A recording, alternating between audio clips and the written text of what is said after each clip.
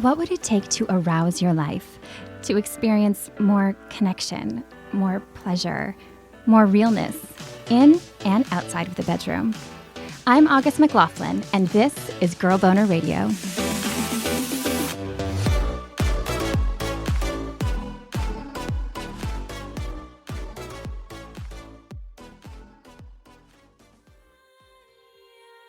The moment I say that phrase, orgasmic life, I can actually feel myself drop into my body. And it's almost like we have sensations that are not awake. If you actually breathe into your pelvis and feel the breath, send the breath to your genitals, you can feel like there is something buzzing there, like there is pleasure there without you even needing to touch yourself. But we don't often experience that.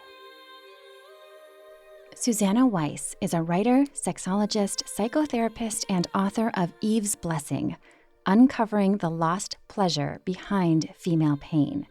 She wants everyone, especially women and gender-diverse people, to find pleasure behind their own pain and to know that life can feel orgasmic. Suzannah starts her book with topics so many of us find painful in some way: puberty and menstruation. My mom didn't talk to me about anything, so I learned about periods first from girls in summer camp. She and her friends were playing Mad Libs. Do you remember that game? That game where you have to fill in a prompt, and the prompt was a bad day. And someone said, "The day before your period." And I said, "What's that?" And she said, "It's when your thing bleeds and you grow hair there." And I was so confused. I thought you would be rushed to the hospital and just wake up with pubic hair. And I got really scared when they started talking about it in school, like that happens every month. I realized it wouldn't be a medical emergency, but I also felt horrified by this idea that my vagina would be bleeding once a month. I heard about things like cramps and PMS, and it just sounded like women were cursed. It was unfair that in the boys' lesson, they learned about wet dreams and erections and experiences that are physically, if not psychologically, pleasurable. It felt like God hated me or nature hated me. And I think that was because of a lack of education about the positives of periods or puberty. And also, growing breasts was really scary because you just see tits on TV as this object for the male gaze. We're just taught so many negative things when we could have been taught breasts are involved in pleasure, or during your period, some people actually feel more creative or more insightful, and you can prevent period pain. If you have it, it could be the sign of an underlying illness, and there are positive changes throughout the menstrual cycle. I wasn't even told it shouldn't hurt, which I think is the most important. And so this can affect women's self-esteem. It can make us feel like being a woman is a bad thing. I think that could be in part why studies have shown that women's self-esteem drops around adolescence, because all these things happen to them that they're taught are horrible. Later in her 20s, Suzannah started to address another gap in her education, one that involved orgasms. She used to say that she never had an orgasm with a partner before age 25. I'm questioning this now because I think there are different kinds of orgasms. I think I didn't have a clitoral orgasm with a partner until I was 25. It was in part because I was on SSRI antidepressants, and in part because I didn't know how to communicate to a partner and didn't think that I was entitled to make sure they do whatever I need. I thought it was too much work or too demanding. And so I went on a journey when I was about 25. Because of my work as a sex and relationship writer, I had the opportunity to do a few things. One was a class by sex therapist Vanessa Marine called Finishing School, where she talked about the ins and outs of female orgasm. One part really stuck with me where she said men will do anything that they need in order to orgasm. And this may not be true for all men, but they will fantasize, they will tell you what to do, they will move to the right position, etc. And women are often really shy about it. So we should get fired up about that. And I think that was the straw that broke the camel's back, the thing that caused me to make a change. I realized that I hadn't been doing everything I needed, because if I did, I could orgasm through masturbation. So that's a sign that it was possible. But I was too scared to ask for or do the things I did when I masturbated. Around that time, she had a new partner. And I gave myself permission to fantasize and to tell him to keep going even when I thought it was taking too long, and to tell him how to move his hand, etc. And then it wasn't a problem anymore. Not long after that, her nerves set in. I had that one partner from ages 25 to 28. He was the first partner that I orgasmed with. And so after we broke up, I got scared. What if it's just him? What if it's his magic touch that allowed for that? And I really went into a deep phase of sexual exploration. I went to 9 sex parties in one summer because I was excited to be single.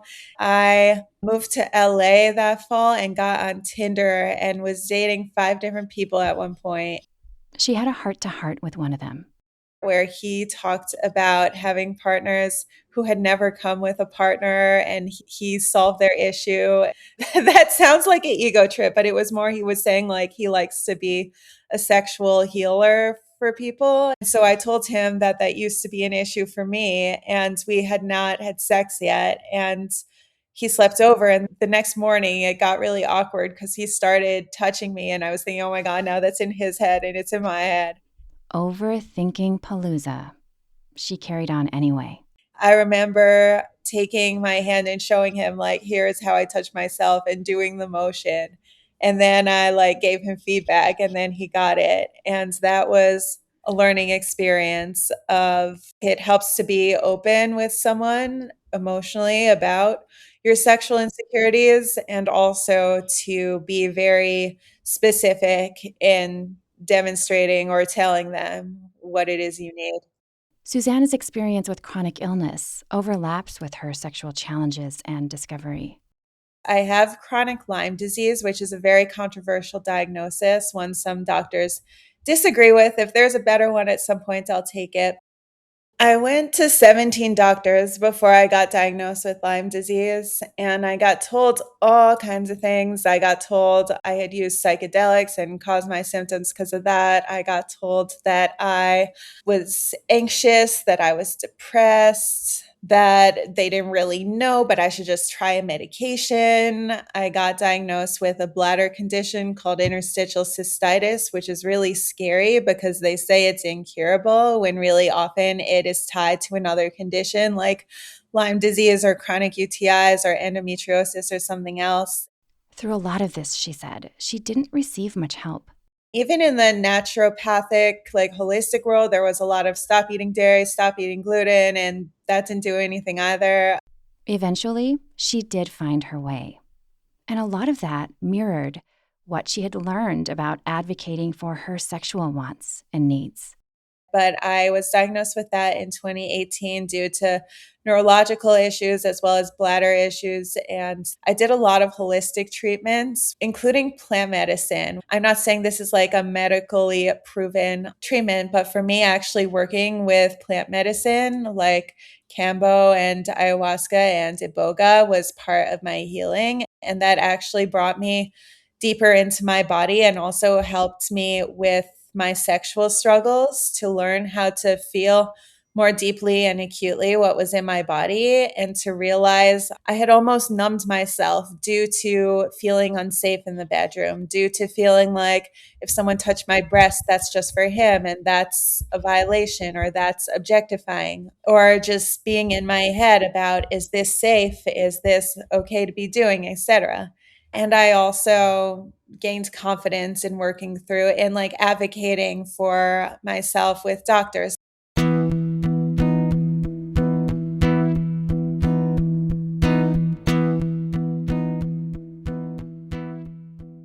While we're on the topic of pleasure behind pain, I have to tell you about a Beducated course I just took. It's called Chronic Pain and Sex: Rediscover Sexual Joy Amidst Pain. It seemed so appropriate as I finalized this episode. Plus, my partner currently has a shoulder injury.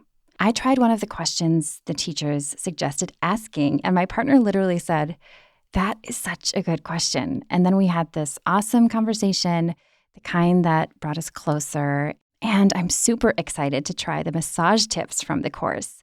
To get a personalized pleasure roadmap, take the Beducated quiz. It took me like 3 minutes. at the link in the show notes. At the end, you'll get a special discount for Girl Boner listeners. So take the quiz, see all Beducated has to offer, including over 150 courses on sex and intimacy, all curated by experts at the show notes link.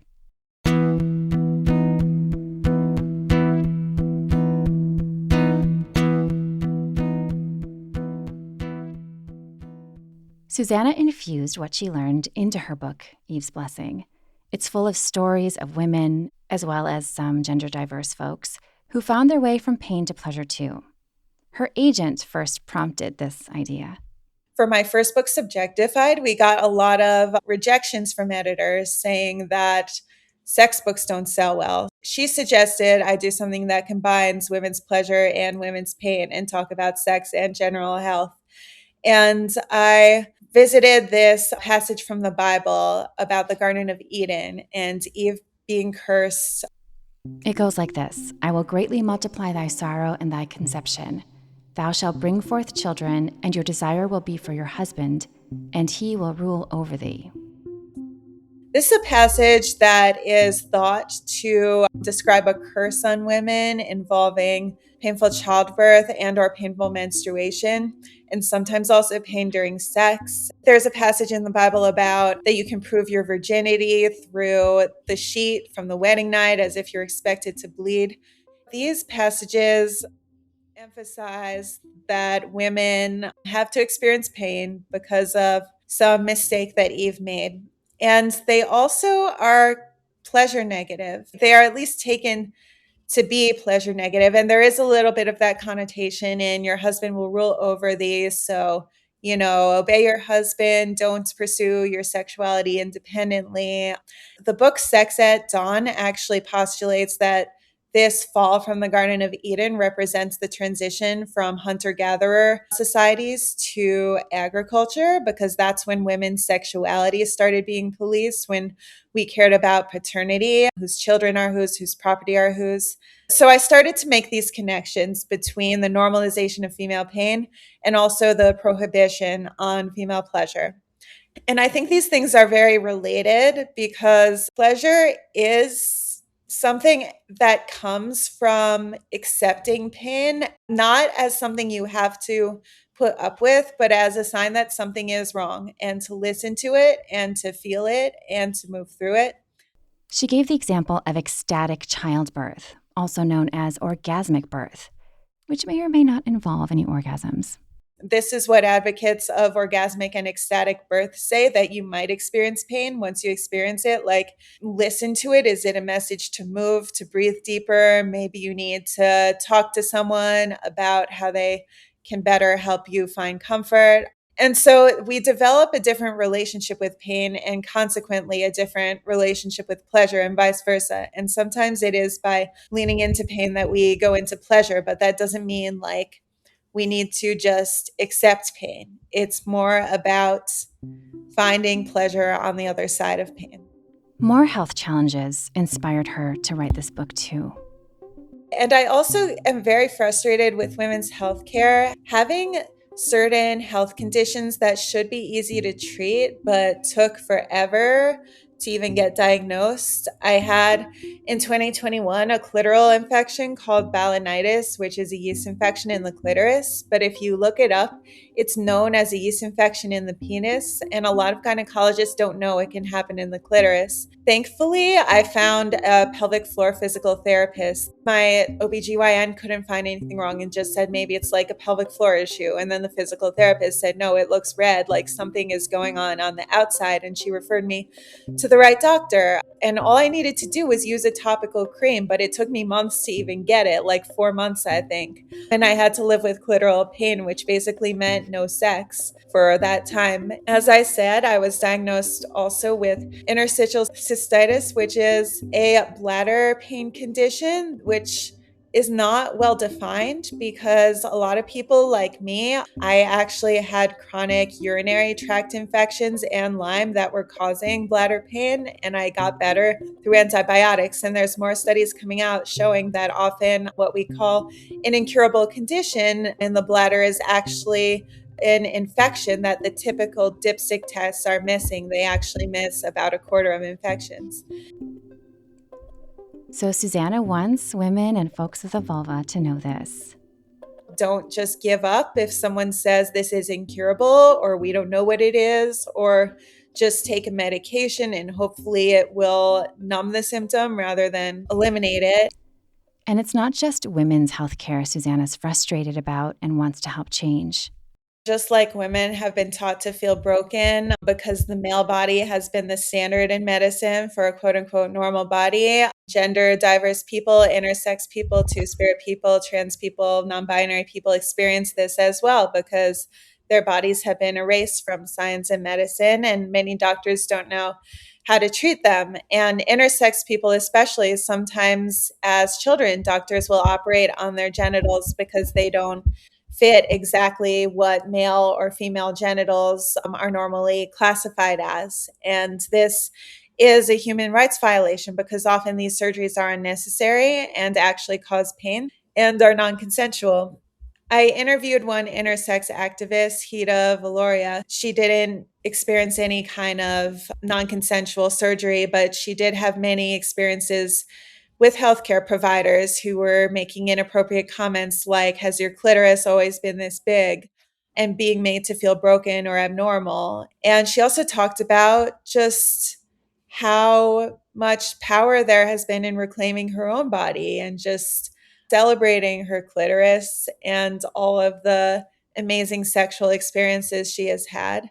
I also interviewed trans people, one two spirit person who just has had their experience erased and not been able to communicate with doctors about things like pronouns and just how they like to be addressed. There's also a lot of power in being able to take back these identities and say, like, my body is so cool because it's different. Just the same way that women are saying, having a vagina and a vulva is not inferior to having a penis. It actually has so many amazing things, similar things and different things. Trans and non binary and intersex and two spirit people are also having their moment to do the same thing and hopefully will more so. And so, no matter your gender, Suzannah really does want you to know that you can live orgasmically, like for real. That is the theme of her last chapter. It features the story of Josephine Bashout, a woman who overcame pre-cervical cancer after feeling dismissed by the medical system. She told Suzannah that her life is like one giant orgasm. Her day is a series of sensual delights. She gets up in the morning, she does breath work or yoga or something that feels good like that, or meditation. She savors her coffee and it feels orgasmic in her mouth. And she notices the wind against her skin and her feet on the ground, and feels like even when her partner just touches her collarbone, it sends shivers through her body. And I really liked painting this image of the orgasmic life, which was based on her and Sophie Lua, another mentor of mine I interviewed who is into sacred sexuality and similar things like that. She talks about doing similar things and finding that colors look brighter and she just feels more alive. And I included these bits because I think they're very different from how most of us in the Western world live our lives. And I do this myself. Like, I get up almost right away, go on my computer, and I advocate this orgasmic life. We live in a very work-centered culture and we're glued to technology often. And it is really hard to lead a life that's centered on pleasure in your body and listening to your body and letting your body decide what you want to do in each moment. What I've noticed is that the more that I do take that advice and prioritize things, like maybe I won't work on my computer right away, maybe I'll go on a walk this morning, or maybe I'll actually set aside a few minutes to mindfully masturbate and not have the goal of orgasm, but just give myself a massage and touch myself pleasurably. All of these things add up to help us to live an orgasmic life. The moment I say that phrase, orgasmic life, I can actually feel myself drop into my body, and it's almost like we have sensations that are not awake. If you actually like breathe into your pelvis and feel the breath, like send the breath to your genitals, you can feel like there is something buzzing there, like there is pleasure there without you even needing to touch yourself. But we don't often experience that. So, yeah, this is the message she hopes people will glean from her personal journey and from Eve's blessing. I hope what people take away is that their whole lives can be orgasmic, that their whole body is orgasmic, their whole body is ecstatic, pleasurable. It has that there, and the more you nurture that and water those seeds by giving yourself time to indulge, quote unquote, indulge in daily pleasures, which shouldn't be an indulgence, the more like alive and happy you will feel. And that's something that goes beyond the bedroom. If you want to feel that way and you're not sure where to start, or you want a little help getting ahead, Suzannah recommends meditating while you're imagining you're breathing into your pelvis. And almost imagine there's like a balloon in your pelvis that's filling up when you breathe in. And then you can imagine the balloon expanding. So each time you breathe in, like you're sending the pleasure to a larger and larger part of your body until it fills up your whole torso, your arms, your legs. You can wiggle your fingers and toes. I think that's a good starting point to get used to the idea of feeling pleasure throughout your body in a non-sexual context. Beyond that, start with seemingly small things. In general, I think a good practice, if you can, is putting your feet on the ground once a day, if there's a park or a beach that you can go to, or just having something in the morning that you look forward to. I like to drink cacao or matcha. For a lot of people, it's coffee. I think that's fine if it makes you happy. Like, I think starting your day with a sensual pleasure is just going to brighten your whole day.